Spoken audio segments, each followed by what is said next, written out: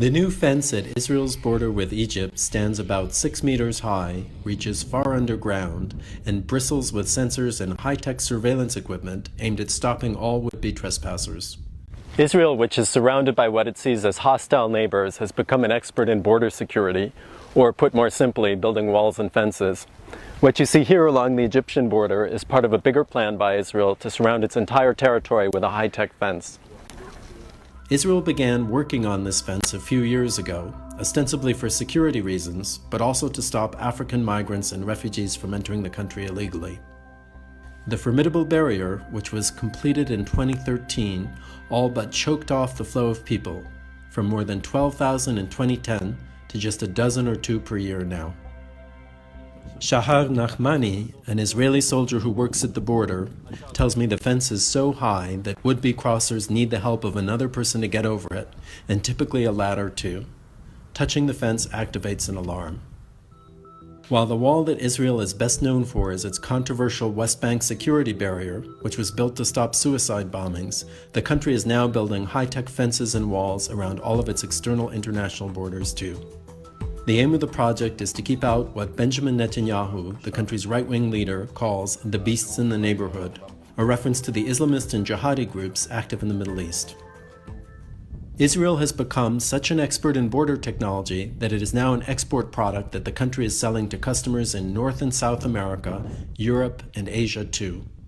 Elbit, Israel's biggest listed defense group, has built what it calls an electronic wall at the Arizona-Mexican border for the U.S. Department of Homeland Security. Donald Trump, the populist U.S. presidential candidate, has famously spoken of building a wall at the Mexican border, citing Israel as a testament to the effectiveness of such barriers. But there is some evidence to the contrary. Israeli officials and local residents who live near the Egyptian and Syrian borders say that the new fences there have indeed put a stop to most illegal crossings. But what Mr. Trump may not know is that the West Bank separation barrier is notoriously porous. It gets crossed illegally every week by thousands of Palestinian workers and occasionally by violent attackers too. It has a number of gaps in it, which Mr. Netanyahu now says he wants to close. Raful Rofa, a Palestinian human rights activist who fought the building of a new section of wall near Bethlehem, tells me he has seen people using ladders, ropes, and other means to cross the barrier. Israel claims that the wall works. It claims that after building the separation wall, the number of attacks dropped drastically against it. On the other hand, I saw people jumping over the separation wall on several occasions. You cannot keep people locked up in a certain area without giving them an option to work and to fend for themselves. Israel Ziv, an Israeli security consultant, helped to build the West Bank barrier when he was in the military.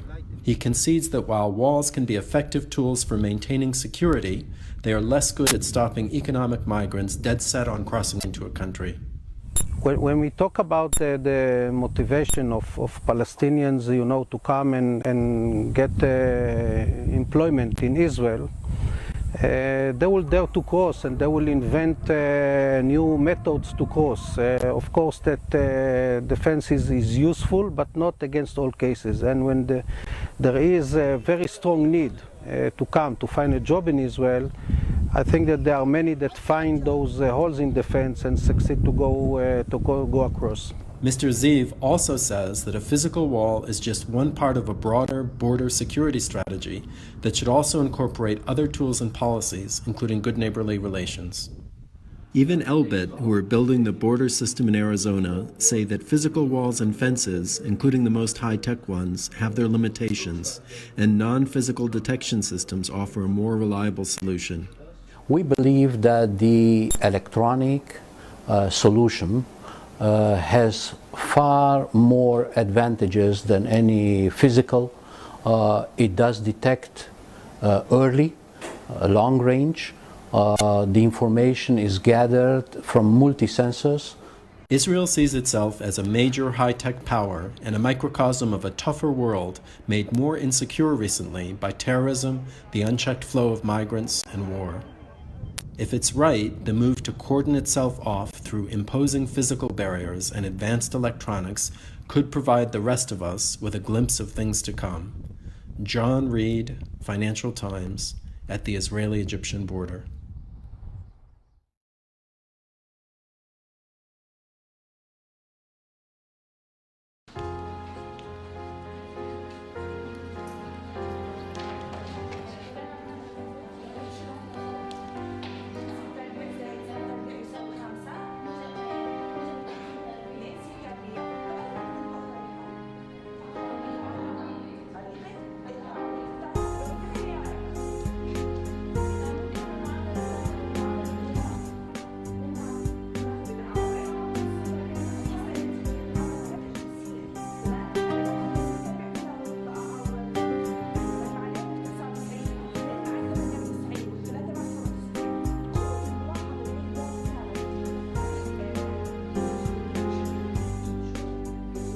كان في عندي مشاكل كثير كبيرة أنا بواجهها في عملي هنا في المدرسة، منها انقطاع التيار الكهربائي اللي بيعوق توظيف التكنولوجيا في التعليم، منها الحصار المفروض.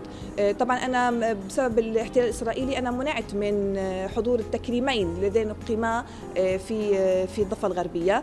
بحاول بقدر الإمكان أن أكسر الحصار الموجود على قطاع غزة من خلال التعليم، دمج الطالبات مع العالم الخارجي، لأنه حق كل طالبة أن تعلم ماذا يدور حولها خارج قطاع غزة.